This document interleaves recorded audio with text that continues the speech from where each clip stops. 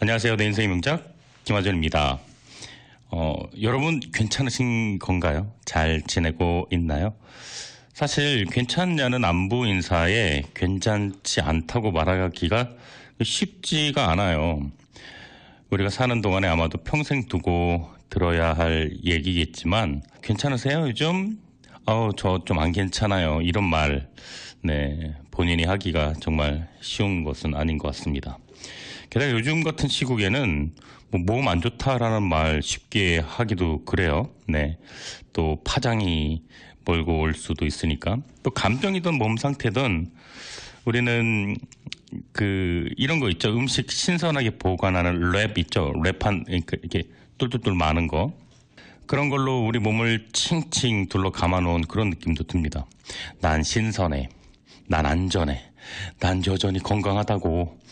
이런 말을 하면서 자기가 얼마나 괜찮은지 매일매일 사람들한테 확인해주고 그런 모습으로 살아가고 있는 것 같아요. 그런데 사실 요즘 괜찮지 않은 날도 많이 있어요. 몸도 마음도 어떻게 항상 괜찮겠습니까? 항상 최상의 조건일 수는 없잖아요. 그래도 우리는 늘 말합니다. 괜찮으세요? 네, 저는 괜찮아요. 그런데 한 번쯤은 확인해 봐야 하지 않을까 싶습니다. 내가 정말 괜찮은 건지 정말로 한번 생각을 한번 해보는 게 어떨까 하는 마음이 드는데요. 여러분은 지금 정말로 괜찮은 건가요? 이렇게 진심을 담아 물어보기만 해도 괜찮으질 것 같다는 생각도 듭니다. 저는 괜찮습니다. 지금 정말이에요. 저는 정말 괜찮고요. 오늘도 좋은 책, 또 좋은 음악이 있는 시간, 내 인생의 명작, 정말로 괜찮은 저는 김하준입니다. 자, 브루노 메이저가 부르는 곡 Easily 함께 듣고 오겠습니다. 네, 오늘 내 인생의 명작에서 소개해드릴 명작은요, 로버트 기요사키의 저서 부자 아빠, 가난한 아빠입니다. 아주 많이 들어보셨죠? 네. 전 세계에서 가장 많이 팔린 경제 경영서입니다.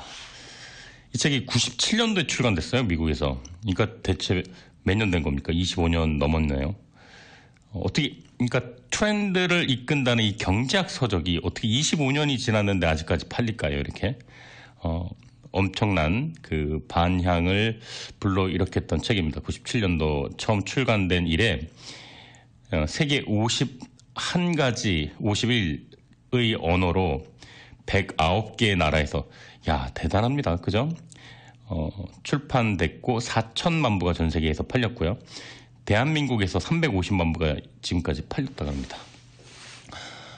역대 경제 경영 재테크 분야 최고 밀리언셀러 부자 아빠, 가난한 아빠. 아마 책을 좋아하지 않아도 경제 이런 책 딱딱해서 싫어 이러는 분이 계신다고 하더라도 아마 이 책 제목 정도는 다들 들어보시지 않았을까 생각이 드는데, 지난 25년간 독자들에게 가장 많은 사랑을 받고 또 이 책이 그렇게 밀리언셀러가 되었던 이유는 바로 상식을 뒤집었기 때문인데요. 이 저자는 얘기합니다. 당신들이 가난한 이유는 돈이 없어서가 아니다. 돈을 금기시해서이다. 금융 지식을 멀리하고 그런 어떤 문화 때문에 이다라고 말을 합니다. 저자의 친아버지는 공부를 아주 많이 했다고 해요. 박사학위도 나오고. 그런데 늘 평생 카드 대금 청구서랑 모기지 론을 갚느라 인생을 허비했다고 합니다. 그리고 저자에게 이렇게 교육을 했대요. 돈을 좋아하는 게 모든 악의 근원이다. 공부 열심히 해서 좋은 대학 가고 좋은 직장 구해야 한다. 위험을 피하고 안정적으로 살아야 한다. 이렇게요. 그렇죠. 일반적으로 부모들 또 아버지들이 이런 말씀 자녀들한테 하죠. 그런데 그러니까 이 로버트 기요사키의 친구가 이제 중학교밖에 못 나왔던 아버지가 있었는데, 친구의 아빠가 정규 교육은 제대로 받지 못했지만 금융 IQ가 있었다 그래요. 그래서 막대한 부를 쌓았는데, 돈이 부족한 것은 모든 악의 근원이다. 이제 반대말이죠. 돈을 탐하는 것은 악의 근원이라고 하는데 이분은 돈이 부족한 게 악이다. 공부 열심히 해서 좋은 회사 취직을 하라가 아니라 공부 열심히 해서 좋은 회사를 차려라. 네가 똑똑한 사람이 되기 위해서 매일매일 공부하는 것 이상으로 네가 똑똑한 사람을 고용해야 한다. 위험을 피하지 말고 위험을 관리해야 한다. 이렇게 이야기를 했습니다. 이 책에서 저자가 유년 시절 겪은 이 두 아버지, 친구의 아빠, 자기 친아빠를 통해서 가난한 사람과 부자의 사고방식을 비교하는데요. 이 직설적인 화법이에요. 또 몰입할 수 있는 그런 주제입니다.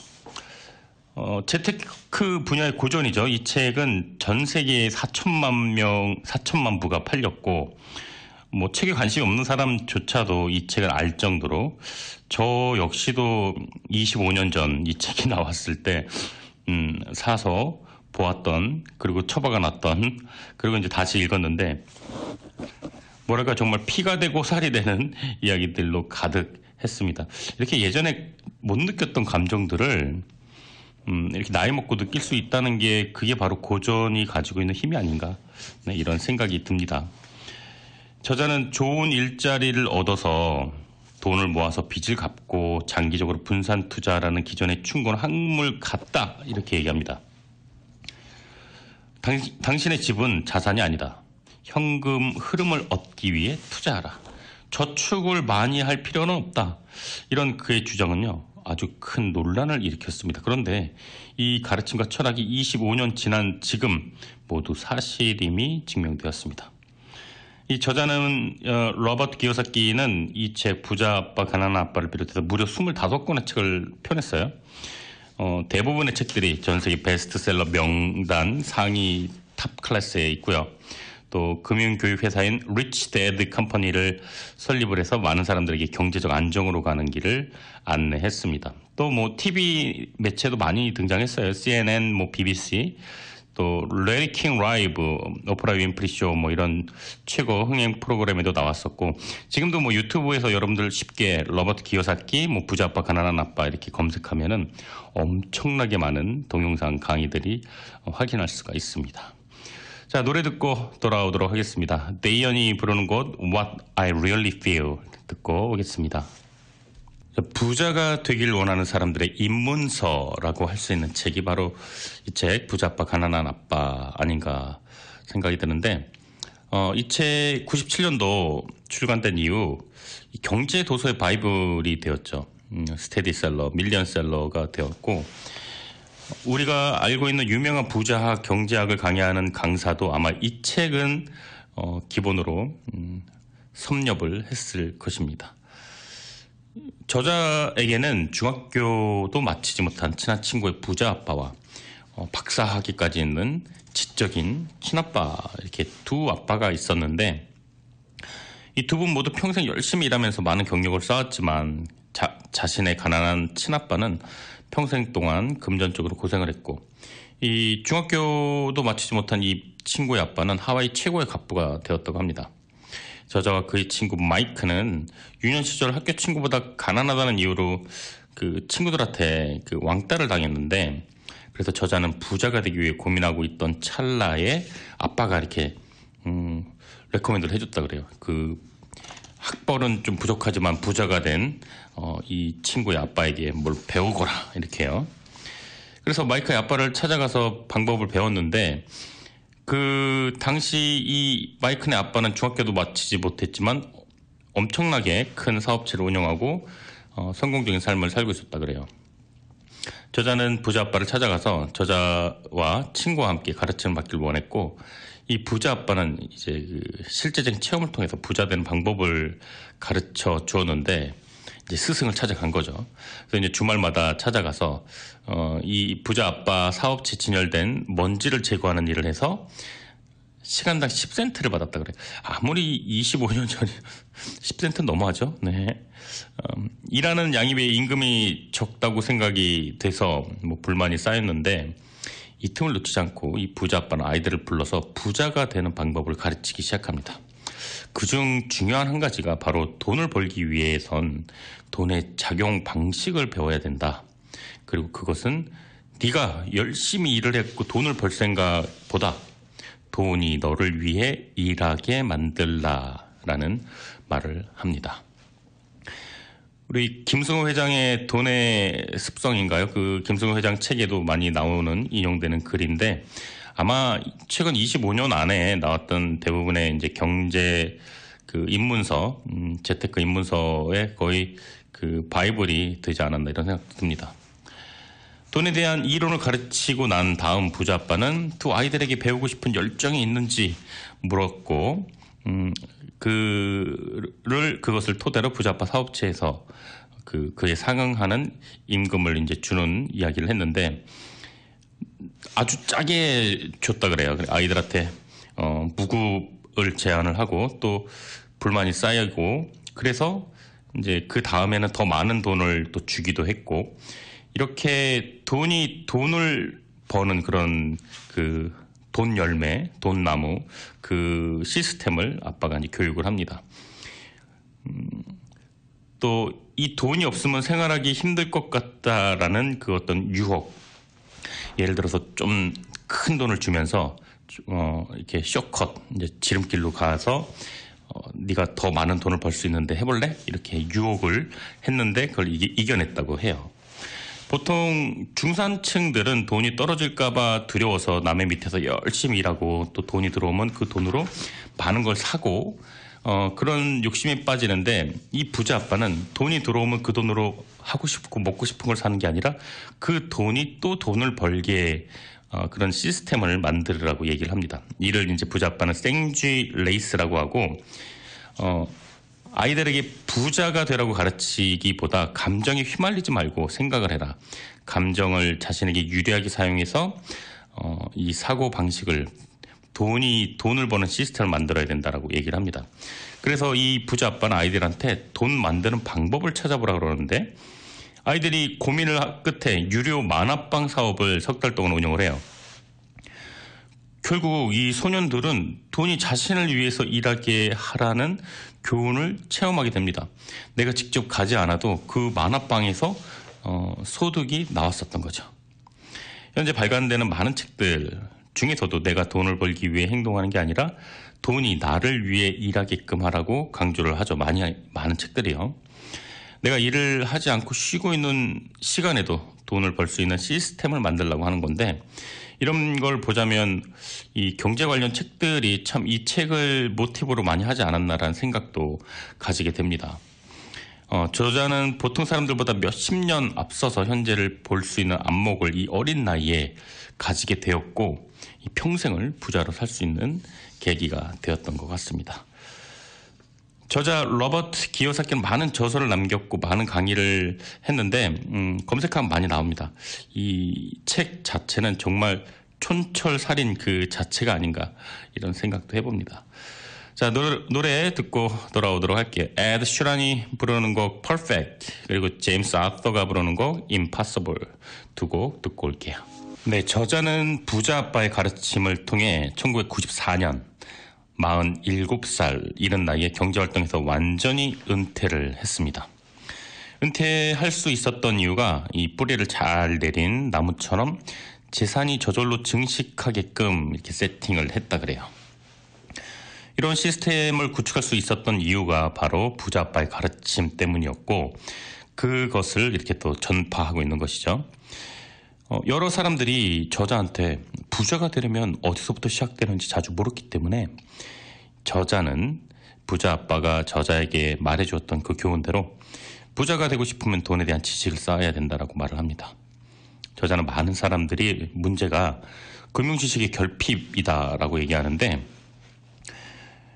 직장에 들어가서 돈을 벌지만 그것을 관리하는 방법을 우리는 배우지 못한다라고 얘기합니다.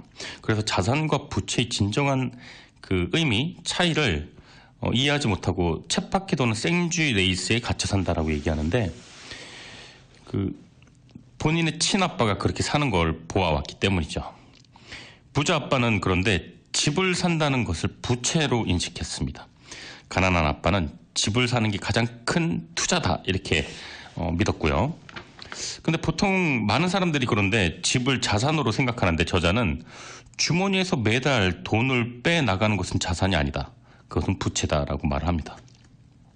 정기적으로 집에 대한 재산세, 세금, 유틸리티, 몰기지 돈이 계속 나가기 때문에 내가 가지고 있는 이 자산이 30년 뒤에 내 거가 되든 20년 뒤에 내 거가 되든 이것은 부채다라고 말을 하는 겁니다. 하지만 저자는 집을 절대 사지 말라는 게 아니라 충분한 현금 흐름을 생성하는 자산부터 먼저 구입해라. 그 후에 집을 사도 늦지 않는다. 이렇게 얘기를 하는 겁니다.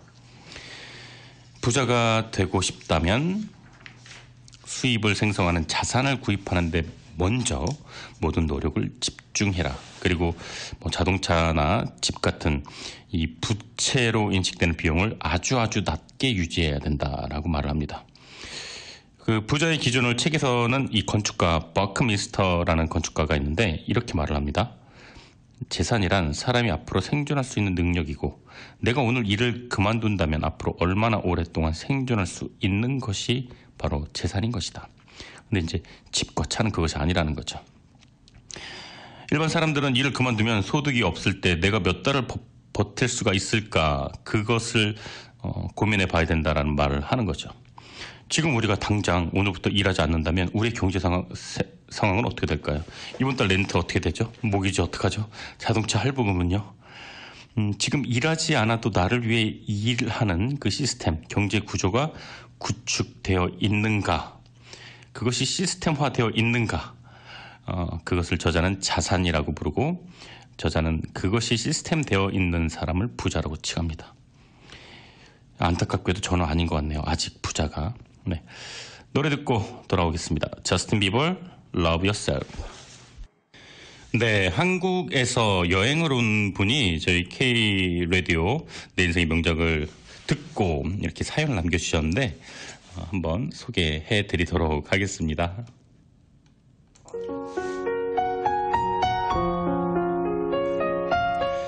안녕하세요. 저는 한국에서 온 가수 겸 비보이로 활동하고 있는 스팍이라고 합니다. 제가 워낙 여행을 좋아해서 얼마 전 뉴욕으로 여행을 왔고 제 여행기를 온라인으로 올리기도 하는데요. 코로나로 하늘길이 닫힌 지도 2년이 훌쩍 지났네요. 여행 컨텐츠도 오랫동안 올리지 못해서 고민하던 중에 미국 여행을 결심하게 되었습니다. 우연한 기회에 공항에서 내려 한인 택시를 탔는데 이 내 인생의 명작이라는 방송이 흘러 나오더군요. 미국은 저에게 처음이었어요. 그리고 미지의 도시였기 때문에 기대감 또 두려움도 있었습니다. JFK 공항에 처음 도착한 그때가 기억나요. 카타르를 경유해서 와서 24시간 먼 길을 돌아와서 너무나도 지쳐 있었습니다. 근데 그때 한인 택시를 탔을 때 택시 안에서 그 미국의 빌딩 숲을 바라보며 들려오는 이 정겨운 한국 라디오 방송 너무나도 반가웠습니다. 긴 비행으로 인한 저의 지친 몸을 달래주는 것 같았어요. 무엇보다 좋은 음악들 또 뭔가 뉴욕스러운 그런 음악들이 좋았고 지루할 것 같았던 책 이야기를 알기 쉽게 설명해 주어서 방송이 제 귀를 호강시켜줬다는 그런 생각이 들었습니다. 뉴욕의 빌딩 숲을 달리며 듣게 된 한인 라디오 게다가 책 이야기 뉴욕의 정치가 물씬 묻어나는 음악들 맨하튼 구석구석을 여행하다 보니까 어느덧 뉴욕이라는 도시의 매력에 푹 빠지게 되었고 가까운 미래에 이 코로나가 종식돼서 부모님과 함께 이 도시를 더 한번 만끽하고 싶다는 생각도 들었습니다. 마스크 없이 신선한 공기를 다 같이 마실 수 있는 그날을 그리워하며 조금 민망하지만 제 노래 Fresh Air 신청곡으로 하려고 하는데 괜찮을까요? 저는 세계를 돌아다니며 공연하는 가수가 되는 것이 꿈입니다. 미국에서도 언젠가 공연하게 될 날이 왔으면 좋겠고, 그때까지 노래 연습도 영어 공부도 열심히 하면서 준비하고 있겠습니다. 청취자분들 새해 복 많이 받으시고요. 건강과 기쁨이 가득한 2022년 한 해 보내시길 저 스파기 진심으로 바라겠습니다.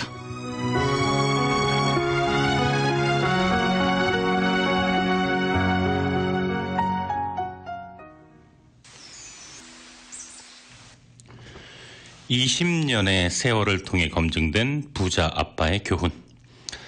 97년 미국에서 처음 출간된 이 책 부자 아빠 가난한 아빠는 IMF 외환위기의 긴 터널을 지나고 있던 2000년 2월에 국내에 처음 소개됐다 그래요.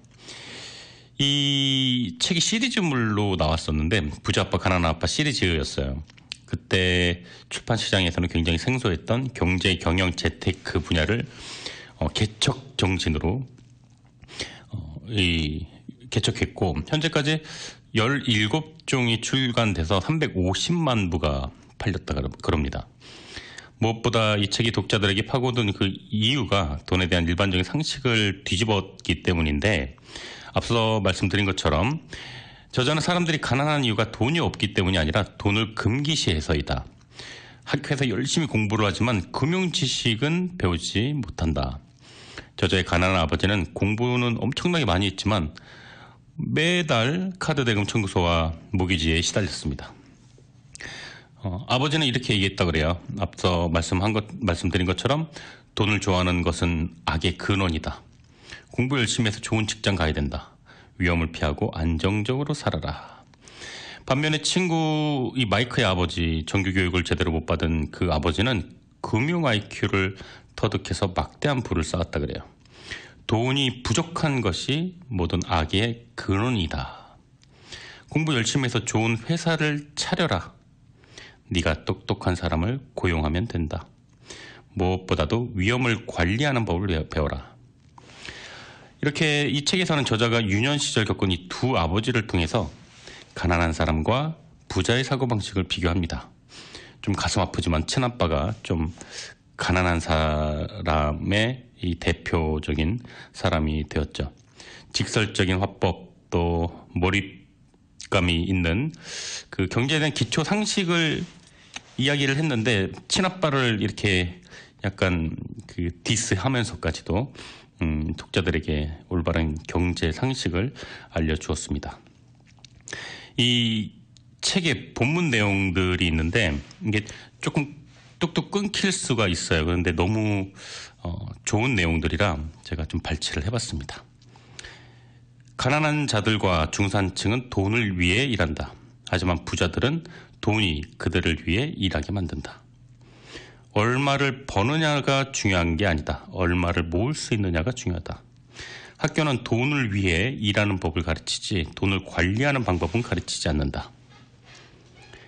경제적인 어려움을 겪는 것은 사람들이 대개 평생 다른 사람을 위해 일을 하기 때문이다.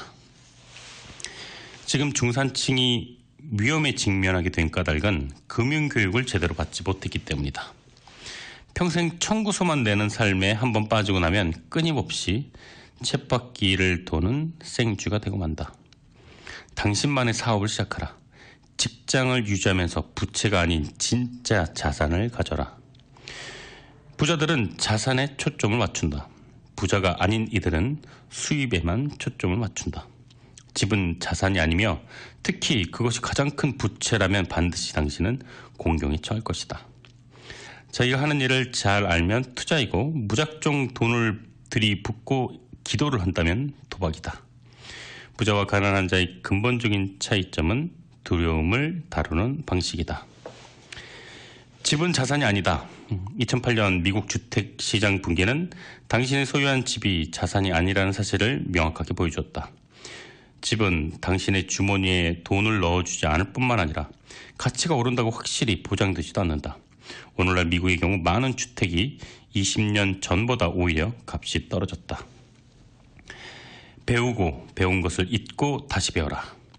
미래학자 엘빈 토플러가 강조한 이 격언에는 20년 전 부자 아버지가 내게 말해준 내용이 반영되어 있다. 21세기의 문맹은 읽고 쓸 줄 모르는 게 아니라 배우고 잊고 다시 배울 줄 모르는 사람이다. 실수는 배움의 기회이다.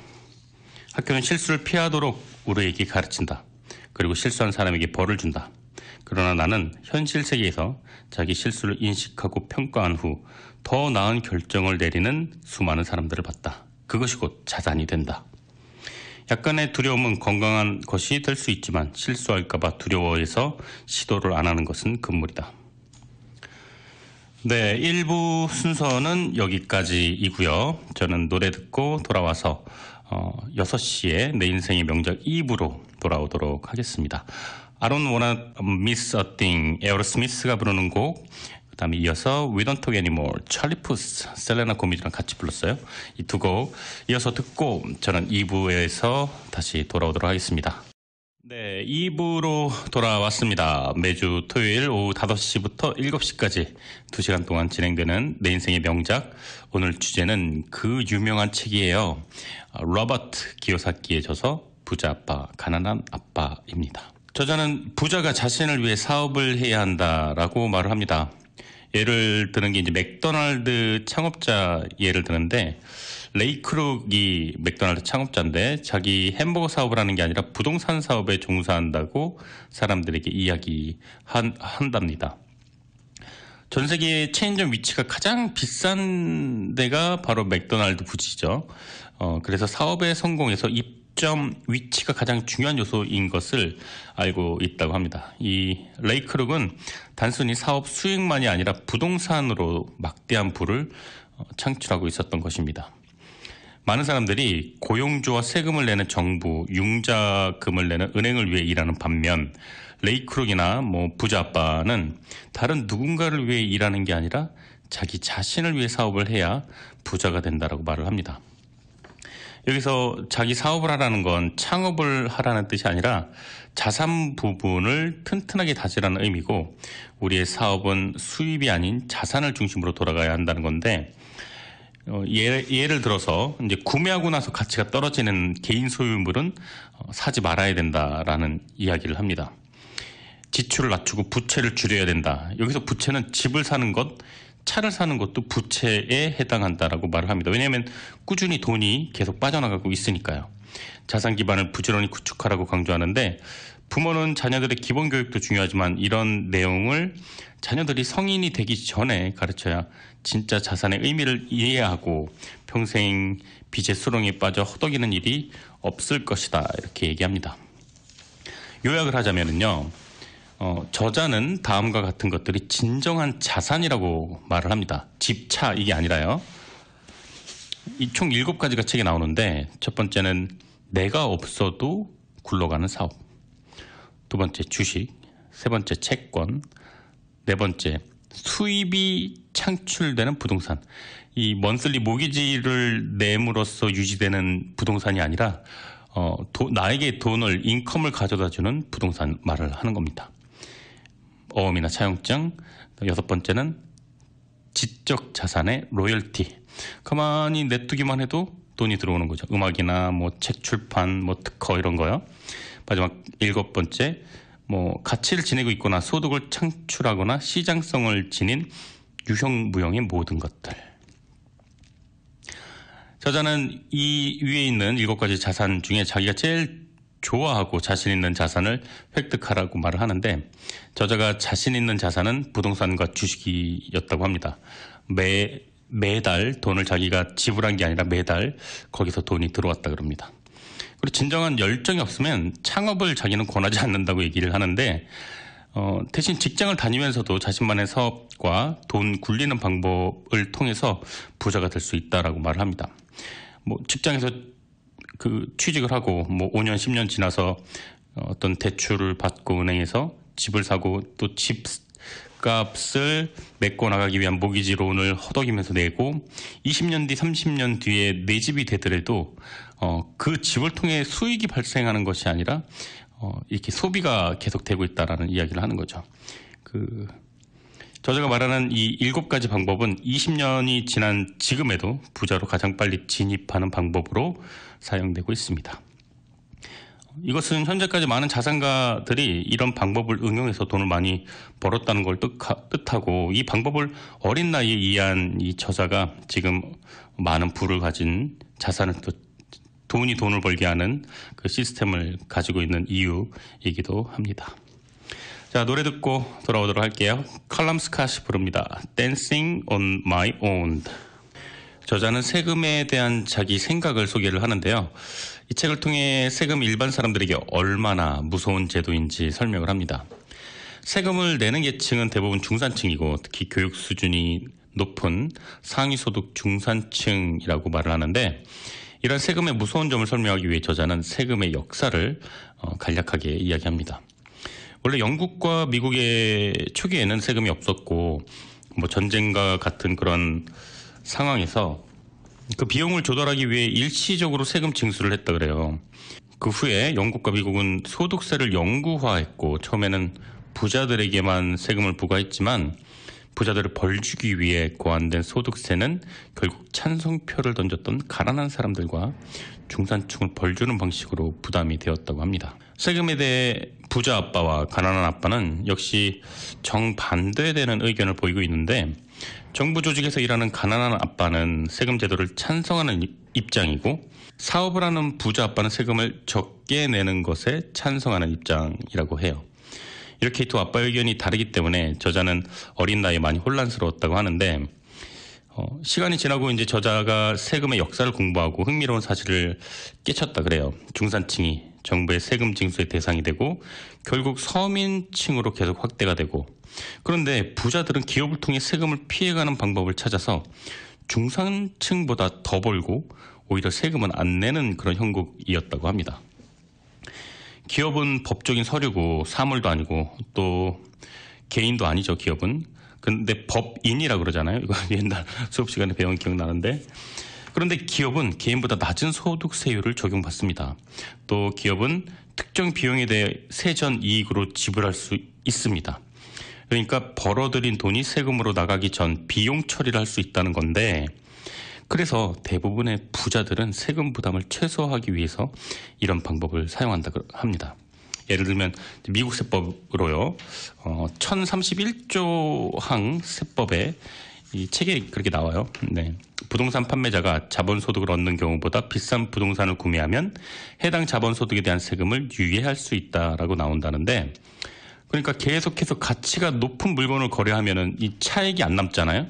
그래서 매각화해서 현금화하기 전까지는 소득세를 안 낸다 그래요.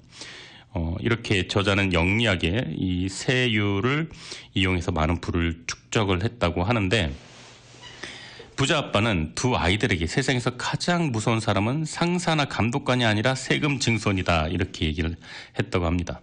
돈이 나를 위해 일하게 해놓고 세금 징수원이 그것을 뺏어가는 상황은 절대로 피하라, 이렇게 말을 합니다. 반면 똑똑하고 능력 있는 변호사나 회계사들에게 돈을 지불해서 세금을 피해갈 수 있다면 그 방법은 활용하라, 이렇게 얘기를 합니다. 그들에게 돈을 지불하는 게 세금을 전부 내는 것보다 훨씬 더 좋은 방법이다, 이렇게 얘기를 합니다. 저자의 이런 행동은 금융 IQ, 그러니까 금융 지식을 꾸준히 많이 키웠기 때문에 가능했고, 기업은 세금을 내기 전에 비용을 지출할 수 있는 반면 개인은 세금을 먼저 내고 남은 돈으로 지출을 처리해야 하는 이 법적인 내용을 제대로 이해하면 큰 소득을 이제 지출을 막을 수 있다라고 이야기합니다. 그리고 또 저자도 기업을 세워서 이와 같은 세금 감면 방법을 실행하고 있다고 합니다. 노래 듣고 돌아오도록 할게요. 나오미 스캇, 이 알라딘이라는 영화의 여자 주인공인데, 굉장히 아름다운 미모를 가지고 있는 여자 주인공인데 노래도 이렇게 잘합니다. 스피치리스 함께 들어보시죠. 저자는 금융 지식을 갖추고 있어도 현금 흐름을 형성하지 못하는 이유를 다음 5가지 원인에 기인한다고 말했는데요. 제가 간단히 설명을 해드리도록 하겠습니다. 첫 번째, 두려움을 극복하라. 돈을 잃는다는 두려움이 있지만 중요한 건 두려움과 손실을 다루는 방식이고, 부자와 가난한 자의 근본적인 차이점이 바로 두려움을 다루는 방식에 있다라고 말을 합니다. 부자 아빠는 텍사스 사람처럼 딸 때도 크게, 이럴 때도 크게 라는 사고를 하라고 권한다는데, 텍사스에선 그런가요? 네. 워낙에 땅이 크니까 그런가요? 저자 역시 따는 것만큼 잃는 경우도 많았다고 말을 하면서 돈을 잃어보지 않은 사람은 부자가 되기 힘들다라고 말을 합니다. 실패와 손실을 덮어버리지 말고 그것을 영감의 원천으로 만들고 실패에서 교훈을 배워라. 이렇게 얘기합니다. 둘째, 냉소주의를 극복하라. 사람들은 종종 의심에 빠져서 실행을 주저하는데 그렇게 의심하고 안전을 추구하는 사이에 기회는 날아가고 만다고 얘기합니다. 결국에는 의심과 냉소주의는 대부분 사람들을 더 가난하게 만드는데 능숙한 투자가들은 최악의 시기가 바로 돈을 벌 수 있는 적기라고 생각하듯이 모든 사람들의 행동하기를 두려워할 때 부자들은 실행을 합니다. 부자 아빠는 냉소주의자들은 비판을 하고 승자들은 분석을 한다. 네, 멋있는 말이네요. 네. 셋째, 게으름을 극복하라. 여유가 없다는 사고방식을 바꿔서 어떻게 하면 그럴 여유를 마련할 수 있을까 이렇게 해결책을 찾는데 집중하라고 말을 합니다. 저자는 책받기 도는 생쥐 레이스에서 벗어나기로 결정했다면 당신에게 어떻게 하면 다시는 일하지 않고도 돈을 벌 수 있는 여유를 마련할까라고 자기에게 질문하라는 이야기를 합니다. 이런 사고를 하면서 해답과 해결책을 내놓기 위해 분주히 돈을 버는 시스템을 구축했다고 합니다. 넷째, 나쁜 습관을 극복하라. 성공을 하려면 성공을 방해하는 나쁜 습관을 버리고 성공적인 습관을 길러야 하는데, 예를 들면 가난한 아빠는 세금과 같은 다른 사람들에게 지불해야 할 돈을 지불한 후에 자기에게 사용을 했죠. 이와는 반대로 부자 아빠는 언제나 자신에게 지불을 했습니다. 심지어 돈이 부족할 때도 자기에게 지불을 했습니다. 저자는 가난한 아빠의 습관을 나쁜 습관으로, 부자 아빠의 습관을 성공적인 습관으로 생각을 하고 있습니다. 다섯째, 오만함을 극복하라. 부자 아빠는 오만함 때문에 자신이 모르는 것은 중요하지 않다는 믿음이 생겼고, 그렇게 오만하게 본인이 굴 때마다 엄청나게 많은 돈을 잃었다고 합니다. 오만함을 극복하라 라고 이야기합니다. 네, 이렇게 5가지가 금융 지식을 갖추고 있어도 현금 흐름을 형성하지 못하는 이유, 이 책에서 강조한 5가지인데요. 제가 요약을 해보았습니다. 노래 듣고 돌아오도록 할게요. 제레미 주컬 Come Through, 그리고 위즈 칼리파가 부르는 곡 See You Again. 이건 피처링을 또 찰리 푸스가 했네요. 함께 두 곡 들어보도록 하겠습니다.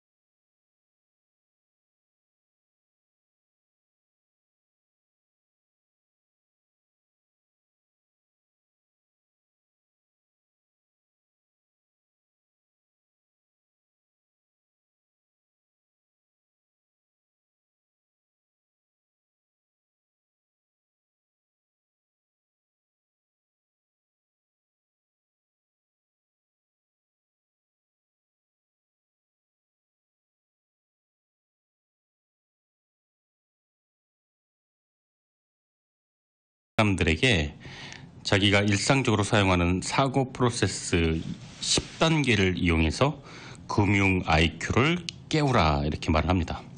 간단하게 소개를 해드릴게요. 첫째, 현실보다 더 좋은 이유를 찾으라. 정신의 힘이라고 나오는데 어떤 실패도 이겨낼 수 있으려면 당신도 부자처럼 되고 싶은 강력한 감정적인 이유가 있어야 된다라고 얘기합니다. 둘째는요, 매일같이 선택하라. 저자는 부자가 되기로 선택했고 매일같이 그러한 선택을 했다고 합니다. 셋째, 친구는 신중하게 골라라. 저자는 가난한 친구들에게서는 하지 말아야 할 것들을 배우고 부자 친구들에게는 그들의 그 부자 되는 방법을 배웠다고 합니다. 그렇다고 가난한 친구들을 안 만날 수는 없겠죠. 아, 저렇게 하면 가난해지는구나 라고 가난하던 부자든 늘 배웠다고 합니다. 그리고 가난하거나 겁먹은 사람들의 말에 귀를 기울지 말라고 하는데 이유가 그들은 언제나 투자에 관해서 비관적인 견해를 갖고 있기 때문이다라고 말을 합니다. 넷째, 하나의 방식에 통달하라. 그런 다음 새로운 것을 익혀라. 뭔가를 배울 때는 신중해야 되지만 당신이 지금 하는 일이 지겹다면 혹은 충분한 돈을 벌지 못하고 있다면 방식을 바꿔야 한다고 강조합니다. 그래야만 보통 사람들이 평생 동안 모을 돈을 겨우 며칠 사이에 벌어들일 수가 있기 때문입니다. 다섯 번째, 자기에게 먼저 지불하라. 저자는 가끔 자신에게 먼저 지불한 나머지 청구서를 지불할 수 있을 정도의 현금 흐름이 충분하지 않을 때가 있었다고 해요. 그런 상황에서도 강인하게 버텨서 결국 자산에 먼저 투자해서 부자가 되었다고 합니다. 여섯 번째, 중개인에게 넉넉하게 지불하라.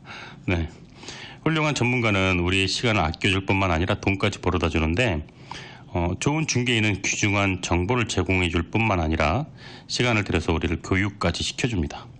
그들이 제공하는 정보는 버는 돈에 비해 아주 적은 액수에 불과하기 때문인데요. 여섯째 중요한 말입니다. 중개인에게 넉넉하게 지불하라. 좋은 조언의 힘. 일곱 번째, 인디언들처럼 주고받아라. 공짜로 얻는 힘. 인디언 기버라는 말은 기브 앤 테이크 책 있죠. 한번 준 것을 되돌려받는 사람을 뜻하는데 투자와 자산 분야의 세계에선 인디언 기버가 되는 게 핵심이라고 합니다. 바로 투자 원금은 가능한 빨리 되돌려받아야 된다가 원칙입니다. 여덟째, 자산을 이용해서 사치품을 사라. 집중의 힘. 사치품을 사기 위해 돈을 빌리지 말고 자산 부분에 초점을 맞춰서 사치품 살 돈을 창출해야 한다. 아홉 번째, 당신의 영웅을 선택하라. 어린 시절 무언가 배우는 가장 강력한 방법 중에 하나는 자기의 영웅을 따라하는 것이었다. 저자는 그 방법을 성년이 되어서도 이용했고 어린 시절 흉내만 내던 영웅이 아니라 거래를 협상할 때는 도널드 트럼프, 시장 동향을 살펴볼 때는 워런 버핏을 모방해서 이를 해결했다고 합니다. 열 번째, 가르치라. 그러면 받으리라. 부자 아빠는 뭔가를 원한다면 먼저 주어야 한다면서 돈이 부족할 때 오히려 교회나 자선단체에 돈을 많이 기부했다고 합니다. 저자도 부자 아빠의 가르침을 받아서 무언가 필요하고 무언가 부족하다고 느껴질 때 내가 원하는 것을 많이 퍼줬다고 합니다. 네. 자, 이 10가지 이 법칙에 대해서 들어보았는데 참 핵심적인 내용들을 간결하게 정리를 많이 잘 해주고 있네요. 저자는 부자가 되는 길을 선택한 사람들에게 자기가 일상적으로 사용하는 사고 프로세스 10단계를 이용해서 금융 IQ를 깨우라고 했습니다. 10단계까지 정리를 해보았고요. 자, 노래 듣고 돌아오도록 하겠습니다. 칼럼 스캇, You Are The Reason, 해리 닐슨, Without You 두고 이어서 듣도록 하겠습니다. 네, 매주 토요일 저녁 5시에 시작하는 좋은 책과 좋은 음악이 있는 곳 김하준의 내 인생의 명작 청취하고 계십니다. 사연 보내주실 분은요. 이메일 am1660h@gmail.com으로 보내주시거나 베이사이드 K라디오 구글 검색하면 나오거든요. 주소. 네, 거기 손편지 보내주셔도 대환영입니다. 감동스럽게 소개해드릴게요. 자, 오늘 내 인생의 명작 주제는요. 로버트 기요사키의 저서 부자 아빠, 가난한 아빠입니다. 이 책 부자 아빠, 가난한 아빠는 경제학의 그 고전이죠. 바이블이죠. 네. 그런데도 불구하고 아직도 많은 사람들에게 읽히고 있습니다. 25년 전 책이라고 믿기지 않을 정도로 정말 현실 감각이 뛰어나고 지금까지도 정말 유용한 지식들이 가득합니다. 정말 이 고전의 이 힘을 느낄 수가 있는데요. 일개 이 책의 저자가 교수나 박사도 아니고 그냥 어릴 때부터 경제적인 생산 활동을 한 무명의 작가가 집필한 이 한 권의 책이 무려 4천만 권 이상의 판매고를 올렸다는 것이 많은 독자들이 이 책 내용에 크게 공감하고 있다는 반증이 될 것입니다. 아무쪼록 올해 2022년에는 청취자 여러분들, 저를 포함해서요, 모두 다 부자 되는 습관 꼭 장착할 수 있게 되기를 바라겠습니다. 자, 노래 듣고 돌아올게요. 아바가 부르는 곡 페르난도, 그다음에 더 카펜터스가 부르는 곡입니다. Close to You. 두 곡 듣고 올게요. 네, 매주 토요일 저녁 5시에 시작하는 좋은 책과 좋은 음악이 있는 곳, 김환준의 내 인생의 명작 청취하고 계십니다. 오늘 함께 나누었던 명작은요, 로버트 기요사키의 저서 부자 아빠, 가난한 아빠입니다. 자, 이제 마쳐야 될 시간이 되었습니다. 저는 다음 주 토요일 5시에 다시 돌아오도록 하겠습니다. 오늘 끝곡은 두 곡 선곡해 보았는데요. Back Home Again, 피터슨이 부르는 곡과 돈 맥클린이 부르는 곡 아메리칸 파이, 두 곡 선곡해 보았습니다. 자, 2022년도에는요, 청취자 여러분들 모두 다 부자 되시길 바라겠습니다. 전 다음 주에 다시 찾아뵙도록 하겠습니다. 지금까지 김하준이었습니다. 감사합니다.